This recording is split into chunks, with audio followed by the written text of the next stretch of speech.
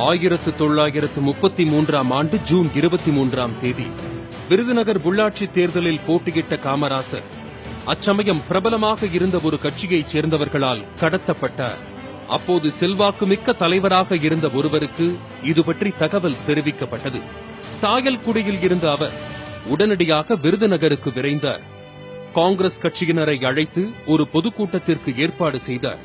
மேடை ஏறிய அந்த தலைவர், எங்கள் கட்சியின் உண்மை தொண்டரை தேர்தலில் நிற்க விடாமல் தடுப்பதற்காக குறிப்பிட்ட ஒரு கட்சியினர் கடத்தி சென்றுள்ளனர் என்பதை அறிகிறேன். கூட்டம் முடிந்து நான் மேடையை விட்டு இறங்கும் முன் காமராசர் இங்கு வர வேண்டும்.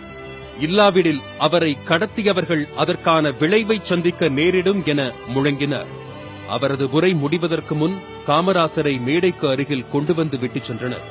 மேடைக்கு வந்த காமராசர் தான் மீட்கப்பட காரணமான அந்த தலைவருக்கு நன்றி கூறினார். அவர்தான் பசும்பொன் முத்துராமலிங்க தேவர்.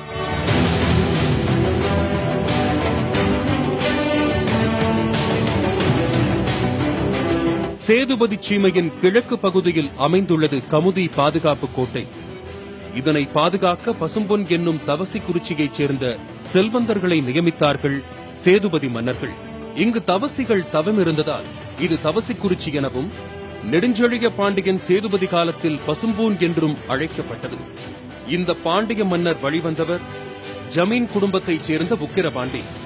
இவருக்கும் இந்திராணி அம்மையாருக்கும் ராமநாதபுரம் மாவட்டத்தில் உள்ள பசும்பொன் என்ற சிற்றூரில் 1908ஆம் ஆண்டு அக்டோபர் 30ஆம் தேதி பிறந்தவர் முத்துராமலிங்க தேவர். இவர் உக்கிரபாண்டி இந்திராணி தம்பதிக்கு ஒரே மகன் ஆவார். 6 மாத கைக்குழந்தையாக இருந்தபோது தாயை பறிகொடுத்தார் முத்துராமலிங்க தேவர். இதனால் 2வது திருமணம் செய்து கொண்டார் அவரது தந்தை உக்கிரபாண்டி. அந்த பெண்ணும் சிறிது காலத்தில் இறந்து போனதால் மீண்டும் ஒரு பெண்ணை மணமுடித்தார். இதனால் உறவின் முறை பாட்டியான பார்வதி அம்மாளின் அரவணைப்பில் பசும்பொன்னை அடுத்துள்ள கல்லுப்பட்டி என்ற கிராமத்தில் வளர்ந்தார் முத்துராமலிங்க தேவர். அப்போது கமுதியைச் சேர்ந்த ஆயிஷா பீவி என்ற பெண்ணிடம் பால் குடித்து வளர்ந்திருக்கிறார் முத்துராமலிங்க தேவர். அந்த பெண்ணை அவர் ஒருபோதும் மறந்ததில்லை. இளம் பருவத்தில் வேளாளர் குடும்பத்தில் பிறந்த குழந்தைசாமி என்பவரால் கல்வி பயிற்றுவிக்கப்பட்டார். ஆரம்ப கல்வியை கமுதி கிறிஸ்தவ பள்ளியில் படித்தார். உயர்நிலைக் கல்வியை திருப்பரங்குன்றம் அருகேயுள்ள பசுமலை மேல்நிலைப் பள்ளியிலும் மதுரை யூனியன் கிறிஸ்தவ பள்ளியிலும் பயின்றார். சிறுவயது முதலே தமிழில் தீராத பற்றுக் கொண்டிருந்தார் முத்துராமலிங்க தேவர். பள்ளி கல்வியுடன் குதிரையேற்றம், துப்பாக்கிச் சுடுதல், மல்யுத்தம், வாழ்வீச்சு, சிலம்பம் போன்றவற்றையும் கற்றுத் தேறினார். தண்ணீரில் மிதப்பது அவருக்கு கைவந்த கலையாகும். இதற்கென தீவிர மூச்சு பயிற்சியும் மேற்கொண்டிருக்கிறார். 13 வயதில் ஏற்பட்ட உடல்நலக் குறைவால் மதுரை மிஷன் மருத்துவமனையில் அனுமதிக்கப்பட்டார். மயக்க மருந்தின்றி நடைபெற்ற சிகிச்சையின் போது சிறுவனாக இருந்த முத்துராமலிங்கம் காட்டிய மனவலிமையை கண்டு வியந்தார்கள் மருத்துவர்கள். வீரமான இளைஞர் என்று அவரை பாராட்டியுள்ளார் ஒரு மருத்துவர். உடல்நல பாதிப்பால் பள்ளி படிப்பை தொடர்வதில் சிக்கல் உண்டானது. அவரது தந்தை உக்கிரபாண்டி 1939ஆம் ஆண்டு ஜூன் 6ஆம் தேதி காலமானார். இளம் வயதில் கல்வி அறிவால் விவேகத்தையும் உடல் வலிமையால் வீரத்தன்மையையும் ஒருங்கே கொண்டவராக திகழ்ந்தார். 1927இல் குடும்ப சொத்து வழக்கு தொடர்பாக சென்னை சென்ற அவர் பிரபல காங்கிரஸ் பிரமுகரும் முன்னணி வழக்கறிஞருமான சீனிவாசனை சந்தித்தார். அவர் சென்னையில் நடந்து கொண்டிருந்த அகில இந்திய காங்கிரஸ் காரிய கமிட்டி கூட்டத்திற்கு முத்துராமலிங்க தேவரை அழைத்துச் சென்றார். சிறப்பு பார்வையாளர் பகுதியில் அமர வைக்கப்பட்ட அவர் சீனிவாசனின் எழுச்சிமிகு உரையையும் சுபாஷ் சந்திர போஸின் உணர்ச்சிமிகு உரையையும் கேட்டு வியந்தார். இதனால் விடுதலை போராட்டத்தில் தன்னை முழுமையாக அர்ப்பணித்துக் கொள்ள தீர்மானித்தார். அப்போதே தொடங்கியது அவரது அரசியல் பயணம். தனது உடல், பொருள், ஆவி என அனைத்தையும் இந்திய திருநாட்டின் விடுதலைக்கு காணிக்கையாக்கினார். அன்று முதல் விலை உயர்ந்த ஆடைகளை உடுத்துவதை நிறுத்திக் கொண்டார். தூய கதராடைகளை விரும்பி அணியத் தொடங்கினார். முழுமையான காங்கிரஸ்காரரானார். வழக்கறிஞர் சீனிவாசனின் இல்லத்தில் தங்கியிருந்த போது பசும்பொன் முத்துராமலிங்க தேவரின் தேசிய உணர்வு மற்றும் தெய்வீக பற்று குறித்து அறிந்து கொண்டார் நேதாஜி. அதன் விளைவாக அவரை கொல்கத்தாவில் உள்ள தனது இல்லத்திற்கு அழைத்துச் சென்றார் மாவீரன் நேதாஜி. தனது தாய் பிரபாவதி அம்மையாரிடம் உங்களுடைய கடைசி மகன் வந்திருக்கிறான் என்று பசும்பொன் முத்துராமலிங்க தேவரை அறிமுகம் செய்து வைத்தார் நேதாஜி. இளைஞனாக இருந்த போதே பேச்சு திறனை வளர்த்துக் கொண்டார் பசும்பொன் முத்துராமலிங்கம். அப்போதே தாய்மொழியாம் தமிழ் அவரிடம் களிநடனம் புரியும். ஆங்கில மொழியையும் நயம்பட பேசுவார். இரு மொழிகளையும் நீண்ட நேரம் பேசும் புலமை இருந்தது அவரிடம். தமிழ் மொழியில் சொல்லாடல் நிறைந்த அவரது கன்னி பேச்சு 1933 அரங்கேறியது. இது திட்டமிடப்பட்ட நிகழ்வு அல்ல, ஒரு விபத்து என்றே சொல்லலாம். ஆம், முதுகுளத்தூர் அருகேயுள்ள சாயல்குடி கிராமத்தில் சேதுராமன் என்பவர் சுவாமி விவேகானந்தர் பெயரில் ஒரு வாசக சாலையை திறந்தார். அந்த விழாவில் விவேகானந்தரின் படத்தை திறந்து வைத்து பேச அழைக்கப்பட்டிருந்த மதுரை கிருஷ்ணசுவாமி பாரதியால் வர இயலாமற் போனது. அந்த சமயம் பசும்பொன் முத்துராமலிங்க தேவர் சாயல்குடி அருகேயுள்ள இலந்தைக்குளம் என்ற கிராமத்திற்கு வந்திருந்தார்.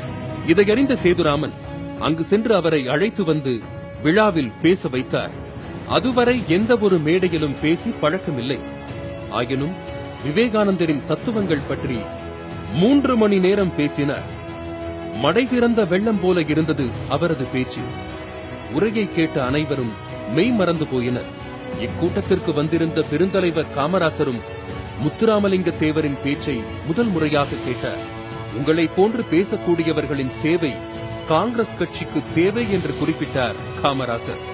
1934 90க்கும் மேற்பட்ட சமூகத்தினரை அடக்கி ஒடுக்கும் நோக்குடன் ஆங்கிலேய அரசு சீட்டி சட்டம் எனப்படும் குற்ற பரம்பரை சட்டத்தை கொண்டு வந்தது.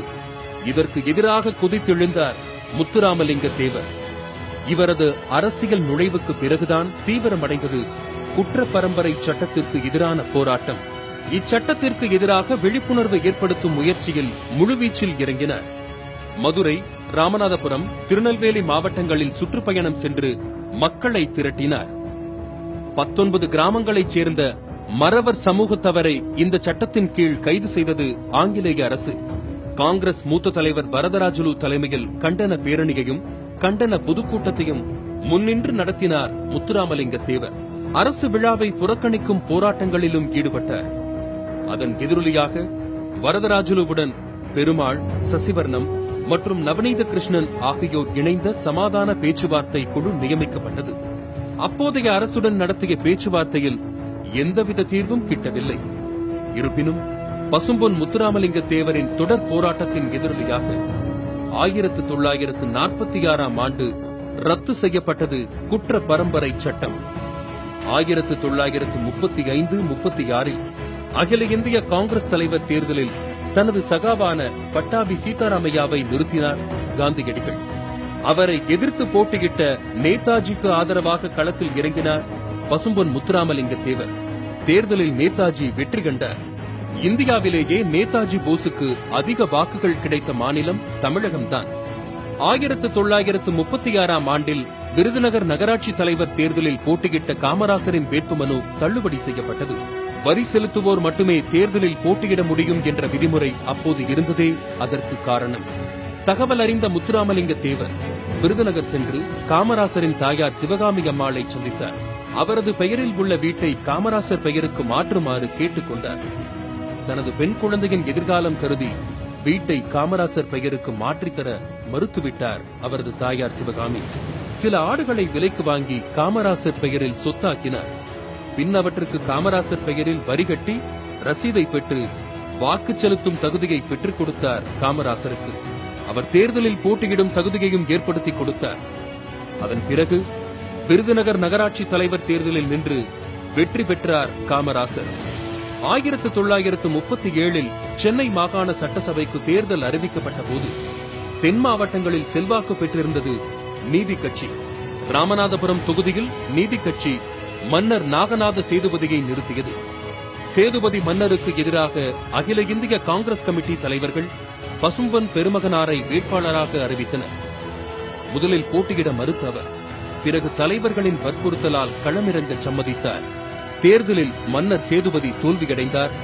முத்துராமலிங்க தேவர் அபார வெற்றி பெற்றார். அதற்கு பின்வந்த தேர்தல்களிலும் கடும் சோதனைகளை சந்தித்தது காங்கிரஸ் கட்சி.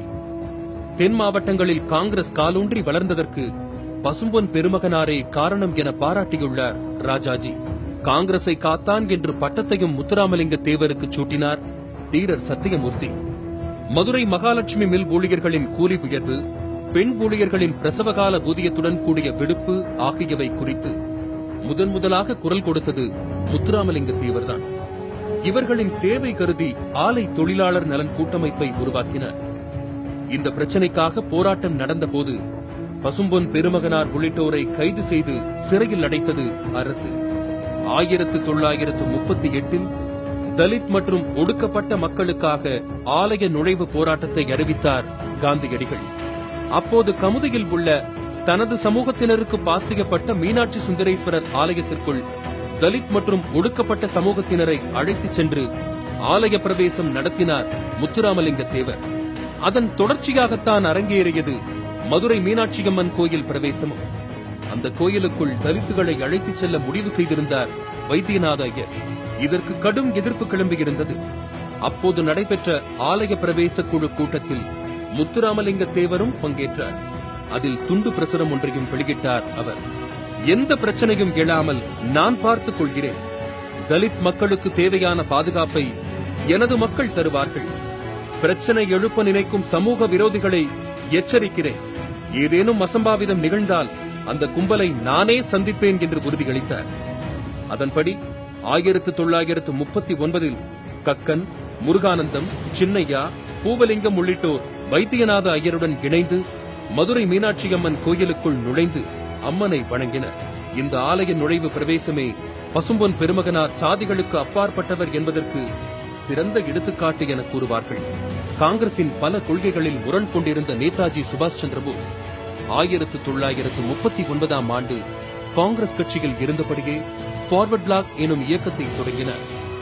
இதன் தென் மாகாண தலைவராக நியமிக்கப்பட்டார் பசும்பொன் முத்துராமலிங்க தேவர். அச்சமயம் காங்கிரசுடன் ஃபார்வர்ட் பிளாக்கிற்கு கருத்து வேறுபாடு அதிகரித்ததால் கட்சியில் இருந்து தற்காலிகமாக நீக்கப்பட்டார் நேதாஜி. பிற்காலத்தில் நேதாஜி சுபாஷ் சந்திரபோஸ் இந்திய தேசிய ராணுவத்தை அமைத்த போது அதற்கு பெருமளவிலான படையை தமிழகத்தில் இருந்து அனுப்பி வைத்தவர் பசும்பொன் முத்துராமலிங்க தேவர்தான்.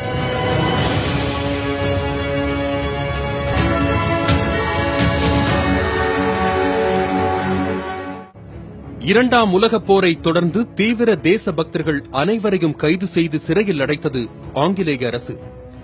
நேதாஜி வீட்டுக்காவலில் வைக்கப்பட்டார். முத்துராமலிங்க தேவர் மத்திய பிரதேச சிறையில் அடைக்கப்பட்டார். சிறையில் இருந்து தப்பிய நேதாஜி இந்திய எல்லையை கடந்து சென்று விட்டார். பல்வேறு அரசியல் மாற்றங்கள் நிகழ்ந்த நிலையில் ஓராண்டுக்கு பிறகு சிறையில் இருந்து வெளியே வந்தார் முத்துராமலிங்க தேவர். அச்சமயம் நாடு விடுதலை அடைந்துவிட 1948 காங்கிரசுடன் கருத்து வேறுபாடுகள் முற்றியதால் தனிக்கட்சியாக செயல்பட தொடங்கியது ஃபார்வர்ட் பிளாக் இயக்கம். 1948 ஆண்டு ஜனவரி 23 சுபாஷ் சந்திரபோஸ் பிறந்த நாளன்று மீண்டும் தீவிர அரசியலில் இறங்கினார் முத்துராமலிங்க தேவர். நேதாஜி என்ற வார பத்திரிகையை தொடங்கி அவரே ஆசிரியராகவும் இருந்து வந்தார். அன்று இரவு மதுரையில் நடைபெற்ற கூட்டத்தில் சுபாஷ் சந்திரபோஸ் உயிருடன் தான் உள்ளார், அவர் விமான விபத்தில் இறந்ததாக கூறுவது தவறு, அவரை நானே சந்தித்தேன் என்றும் பகிரங்கமாக அறிவித்தார். 1949 நேதாஜியின் மூத்த சகோதரர் சரத் சந்தியா போஸ் விடுத்த அழைப்பின் பேரில் கொல்கத்தா சென்ற முத்துராமலிங்க தேவர் அங்கிருந்து சீனா சென்று விட்டார். ஓராண்டு காலம் அவர் எங்கே இருக்கிறார் என்ற விவரமே தெரியவில்லை. 1951 ஆண்டு மதுரை தமுக்கம் மைதானத்தில் திடீரென நடைபெற்ற நேதாஜி பிறந்தநாள் விழாவில் பங்கேற்றார். வடகொரியா போர் முனையில் நின்று அந்த யுத்தத்தை நேரில் பார்த்துவிட்டுத்தான் உங்கள் முன் நிற்கிறேன் என தொடங்கி சுமார் 3 மணி நேரம் உலக அரசியல் குறித்து பேசினார். 1954 மொழிவாரி மாநில பிரிவினையை எதிர்த்து மக்கள் நடத்திய போராட்டத்தை ராஜாஜி அரசு பலவந்தத்தால் அடக்கியது. அப்போது ஏற்பட்ட அரசியல் நெருக்கடியால் ராஜாஜி பதவி விலக முதலமைச்சர் பதவியில் அமர்ந்தார் காமராசர். அந்த தருணத்தில் பசும்பொன் பெருமகனாரை ஒரு வழக்கில் கைது செய்ய பிடிவாரண்ட் பிறப்பிக்கப்பட்டது. அதில் இருந்து தப்பிக்க தலைமறைவாக இருந்தபோதுதான் சிறுவயதில் அவருக்கு பாலூட்டிய கமுதி ஆயிஷா பேபி காலமாகிவிட்டார். அவருக்கு இறுதி அஞ்சலி செலுத்த முத்துராமலிங்க தேவர் எப்படியும் வருவார், அவரை கைது செய்துவிடலாம் என புலனாய்வு பிரிவு காவல்துறையினர் கமுதியை முற்றுகையிட்டனர்.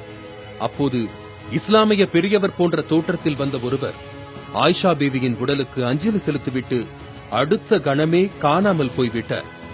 பின்னர்தான் தெரிய வந்தது அது முத்துராமலிங்க தேவர் என்று.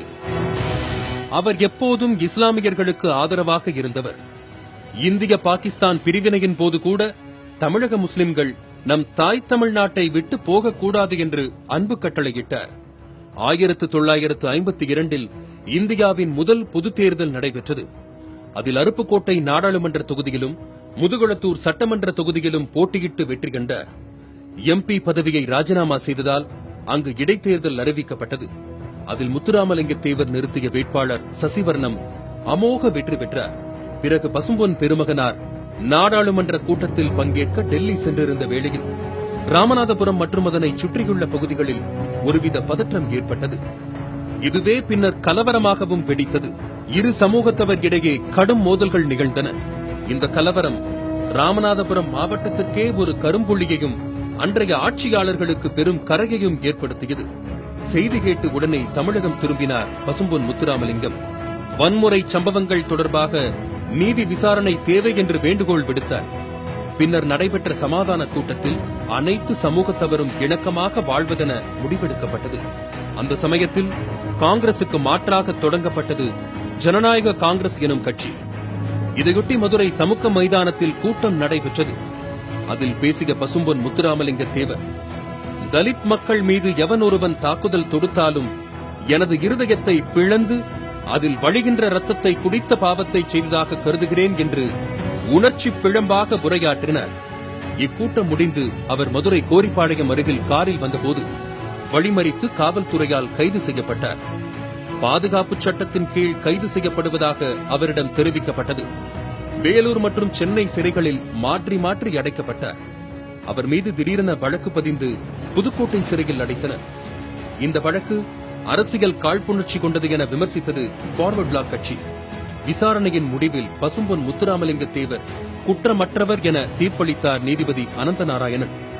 இதனால் 1959 சிறையில் இருந்து விடுதலையானார்.